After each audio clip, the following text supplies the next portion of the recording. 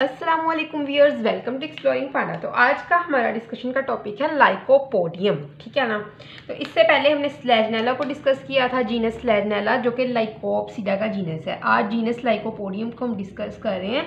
तो ये class Lycopsida का बड़ा ही इम्पोर्टेंट जीनस है हमारे पास, ठीक है ना। अच्छा, इनके अनदर नेम जो हम देखते हैं वो क्या है लाइकोपोडियम का, वो है हमारे पास स्टैग्स हॉर्न, ठीक है। एक नाम है इसका क्रीपिंग सीडार और एक नाम है इसका ग्राउंड पाइन्स, ठीक है। स्टैग्स हॉर्न, क्रीपिंग सीडार और ग्राउंड पाइन जो है वो इसके नाम है लाइकोपोडियम जीनस के, ठीक है। तो अगर हम देखेंगे कहाँ पे इसकी, अगर हम ये देखते हैं कि इसकी डिस्ट्रीब्यूशन देखते हैं तो ये वर्ल्ड वाइड डिस्ट्रीब्यूशन में पाया जाता है। और अगर हम इसका हैबिटेट देखते हैं, यहाँ पे लाइकोपोडियम का हैबिटेट क्या है, तो हैबिटेट इसका ट्रॉपिकल हो सकता है और सब ट्रॉपिकल हो सकता है, ठीक है। ट्रॉपिकल रीजन में ये हो सकते हैं अबंडेंटली, या फिर सब ट्रॉपिकल रीजन में ये अबंडेंटली पाए जा सकते हैं, ठीक है ना। और ये मोस्टली जो है ये कौन सी सॉइल के अंदर दिखने को मिलते हैं, ह्यूमस रिच सॉइल, ठीक है। मॉइस्ट और शेडी प्लेसेस में ह्यूमस रिच सॉइल के अंदर ये देखने को मिलते हैं, ठीक है ना। तो स्लेजनेला लाइकोपोडियम है जो ये हमारे पास जिस तरह के लाइकोप्सिडा का मैंने बताया आपको मेंबर है, ठीक है ना। तो ये होमोस्पोरस होते हैं। ये बात मैं आपको इसीलिए बता रही हूँ क्योंकि ये बड़ा इंपॉर्टेंट एमसीक्यूज वो आपसे पूछ लेता है कि लाइकोप्सिडा का मेंबर लाइकोपोडियम जो है ये क्या है, होमोस्पोरस है। वो एमसीक्यूज आपको दे देता है, आप ये साइड पे ज़रूर लिख लें, ठीक है ना। तो ये अब हम डिस्कस भी करेंगे। नेक्स्ट इसके जनरल करैक्टर कुछ देखते हैं। जनरल करैक्टर्स, ठीक है। तो इससे जनरल करैक्टर्स को थोड़ा सा हम यहाँ पे डिस्कस करते हैं। तो प्लांट जो होता है इसका वो क्या होता है, छोटा होता है। प्लांट स्मॉल होता है, ठीक है। स्मॉल होने के साथ साथ ये हर्बेशियस स्पोरोफाइट होता है। हर्बेशियस स्पोरोफाइट क्या होगा इसका, हर्बेशियस होगा, क्लियर। उसके बाद क्या होता है कि लीव जो होते हैं ना, छोटे छोटे लीव्स होते हैं, ठीक है, और सिंपल लीव होते हैं, ठीक है ना। और वही बात जिस तरह हमने उसमें की थी ना स्लेजनेला के अंदर, कि इसके अंदर भी अनब्रांच्ड मिड रिप पाई जाती है। लीव्स क्या होते हैं, बहुत छोटे होते हैं, माइन्यूट होते हैं, ठीक है। उसके अलावा लीव के अंदर जो होते हैं वो माइन्यूट होते हैं, सिंपल लीव होते हैं, ठीक है। और इनके अंदर अनब्रांच मिड रिप पाई जाती है, ठीक है। सिंगल अनब्रांच मिड रिप पाई जाती है। अच्छा, एक बड़ी इंपॉर्टेंट बात यहाँ पे आपको मैं बताने लगी हूँ कि इसके लीव्स के अंदर लिग्यूल नहीं होता है, ठीक है। नो लिग्यूल प्रेजेंट, ठीक है। तो जो होते थे ना हमारे पास ये स्लेजनेला है जो हमारा, इसके अंदर ना जो इसके रिप्रोडक्टिव लीफ होते थे ना, जिस तरह के माइक्रोस्पोरोफिल, ठीक है, और मेगास्पोरोफिल, इसके अंदर क्या होते थे, इन दोनों रिप्रोडक्टिव लीफ के पास ना एक कलरलेस स्ट्रक्चर होता था जिसको हम लिग्यूल कहते थे। This ligule is meant for protection. तो ये स्लेजनेला के अंदर पाया जाता था, जीनस स्लेजनेला के अंदर, लेकिन लाइकोपोडियम जीनस के अंदर ये लिग्यूल नहीं प्रेजेंट होते, ठीक है। अच्छा, उसके बाद क्या होता है कि जो स्पोरोफिल होता है ना इसका, sporophyll is not restricted. Sporophyll जो होगा इसका, ये टर्मिनल पोर्शन के ऊपर जो स्पोरोफिल्स क्या होते हैं, लीव्स होते हैं जिनके ऊपर क्या लगती हैं, ये स्पोरोफिटिक स्ट्रक्चर लगते हैं जिसके अंदर माइक्रोस्पोरेंजियम और मेगास्पोरेंजियम होता है। स्लेजनेला केस में ऑब्वियसली मैंने बताया था कि ये हमारे पास क्या है, लाइकोपोडियम होमोस्पोरस है। इसके अंदर माइक्रो और मेगा का केस नहीं है, तो इसके अंदर just sporangia containing leaves are called as has the sporophyll.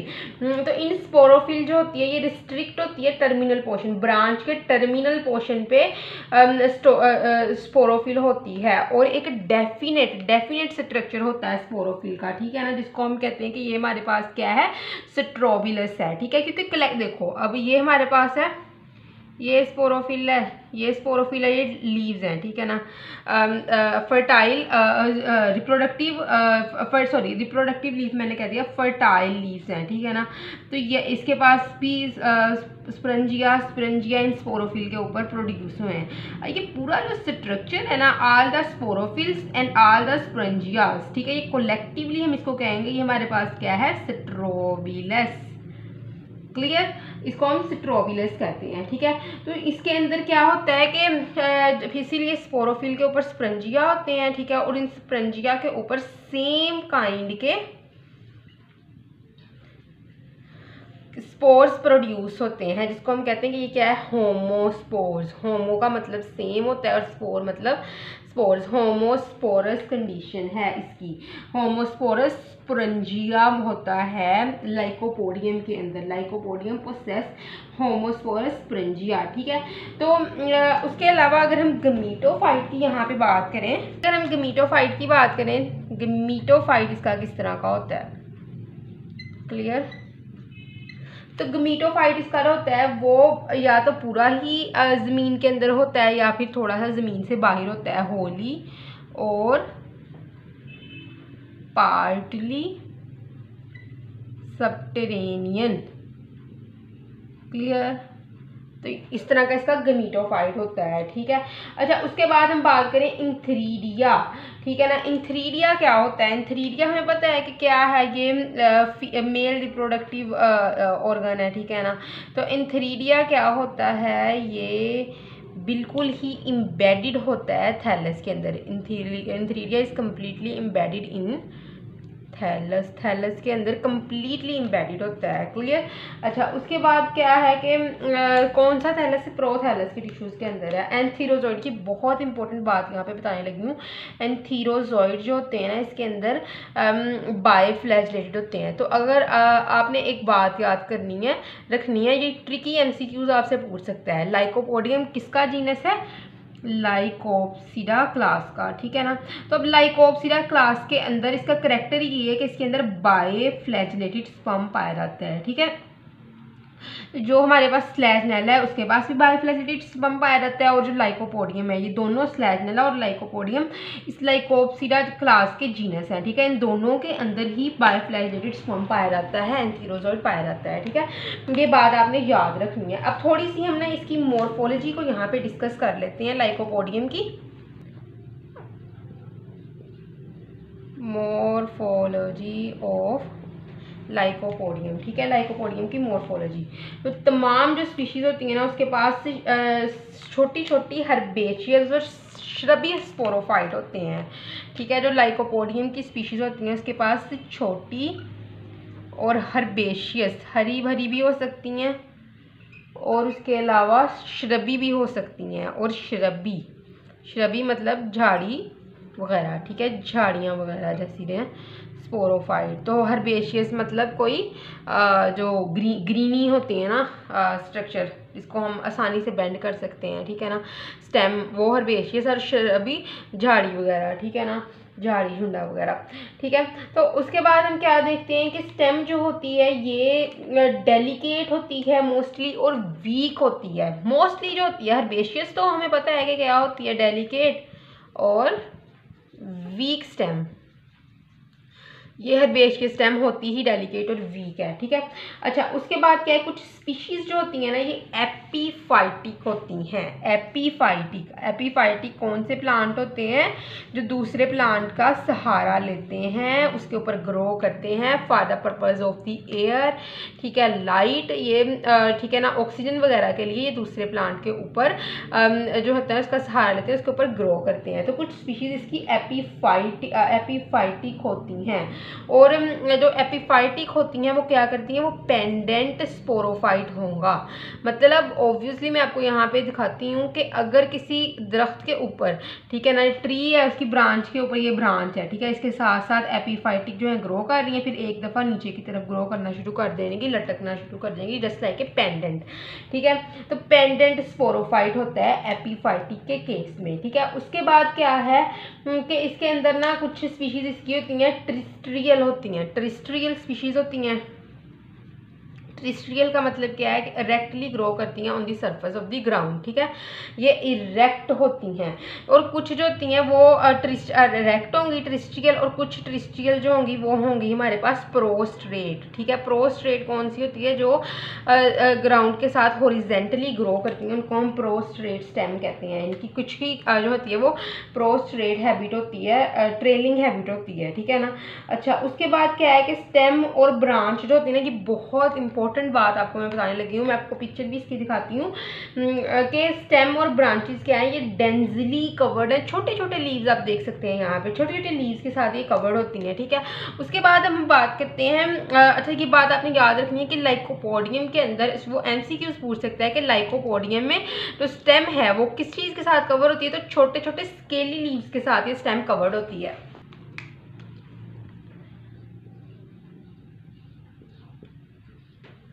अच्छा, रूट किस तरह का होता है, जो रूट होते हैं ना वो छोटे होते हैं। ठीक है, और मोस्टली ये होते हैं वो ज़्यादातर जिंदा नहीं रहते हैं। ठीक है ना, जो रूट होंगे वो स्मॉल होते हैं, और मोस्टली ये ज़्यादा देर जिंदा नहीं रहते, डाई कर जाते हैं। लेकिन इनके अंदर होती हैं एडवेंटिटियस रूट। ठीक है, एडवेंटिटियस रूट क्या होता है कि ये एक्रोपेटिली ग्रो करेंगे। ठीक है ना, जो इसका राइजोम होता है अंडरग्राउंड स्टेम, इसमें से एक्रोपेटली ग्रो करना शुरू हो जाएंगी। इस तरह के पहले ये रूट ग्रो होगी, फिर ये। ठीक है ना, यंगेस्ट रूट जो होती है वो आगे आगे ग्रो करना शुरू हो जाएंगी। सबसे यंग ये है, सबसे ओल्ड ये है। तो इस मैनर के अंदर ना एक्रोपेटली रूट जो है वो ग्रो करना शुरू हो जाएंगी। ठीक है, उसके बाद है कुछ स्पीशी जो कि क्रीपिंग स्टेम के साथ होती है ना, उसके अंदर जो होती है रूट, जिस तरह के ये मैंने बनाया है यहाँ पे कि प्रोस्ट्रेट स्टेम के साथ जो स्पीशी होती है इस तरह क्रीपिंग स्टेम वाली, तो इसके अंदर ना मोस्टली जो होती है ना जो होती है वो रूट से एडवेंटिटियस रूट पूरी ब्रांच के ऊपर बने होते हैं। ठीक है ना, पूरी इसने स्टेम को कवर्ड किया होता है। क्लियर। तो नेक्स्ट अब हम बात करते हैं रूट के बाद स्टेम की। सेकंड बात करते हैं हम स्टेम। ठीक है, तो स्टेम की अगर हम बात करें तो जो स्टेम होती है ना, स्टेम बिल्कुल प्रोस्ट्रेट होती है। ठीक है, इस तरह प्रोस्ट्रेट स्टेम होती है, उसके ऊपर एक अपराइट सीधी ब्रांच लगी होती है। ठीक है, prostate stem with upright branch. ठीक है, उसके बाद क्या होता है कि जो स्टेम की ब्रांचेज होती है ना, वो क्या होती है, वो मोस्टली स्टार्टिंग में पहले जब स्टेम बनती है तो वो होती है डाइकोटोमस ब्रांचेस। ठीक है, इस तरह एक स्टेम से 2 बनती हैं, फिर 2 बनती हैं। लेकिन उसके बाद क्या होता है कि लेटर वो क्या होता है, ये मोनोपोडियल के अंदर कन्वर्ट हो जाता है। मतलब कि एक स्टेम से एक ही स्टेम निकलती है, फिर उसमें से एक निकलती है। जिस तरह के ये स्टेम थी, ये डाइकोटोमसली राइज हुई थी। ठीक है ना, लेकिन आगे जब इससे बननी है तो वो मोनोपोडियल मैनर में होनी है राइज।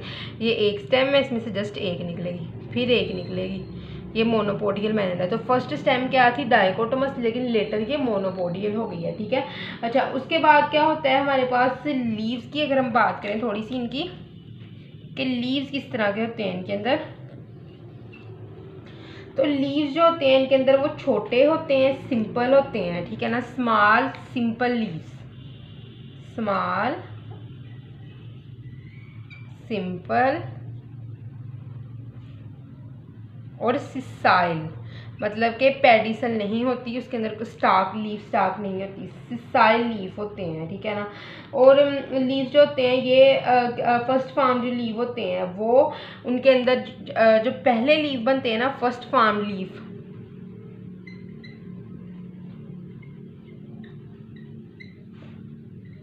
उसके अंदर मिडरिब नहीं होती। ठीक है, no midrib is present in it. लेकिन जो लीफ बाद में बनते हैं ना, लेटर फार्म लीफ,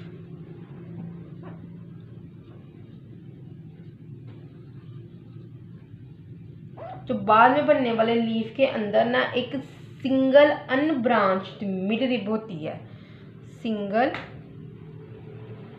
अनब्रांच मतलब कि उसकी नेक्स्ट ब्रांचेस नहीं निकल रही उस मिड रिब की। सिंगल अनब्रांच मिड रिब हो गई उन लीव्स के अंदर, और वो जो होती है वो स्टार्ट होती है बेस से, ठीक है ना। जिस तरह के ये लीव था, ठीक है, बल्कि पेडिसल तो इसके अंदर होती नहीं है, सिसाइल लीफ है ये, ठीक है ना, पेडिसल के बगैर, ठीक है।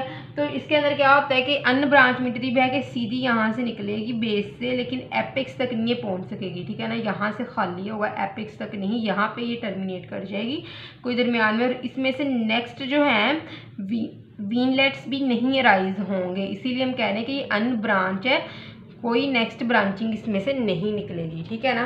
तो ये होप्स हो कि आपको लाइकोपोडियम की समझ लगी होगी, लेकिन अगर किसी भी किस्म के कन्फ्यूजन है तो कमेंट सेक्शन में पूछ सकते हैं। थैंक यू सो मच, अल्लाह हाफिज़।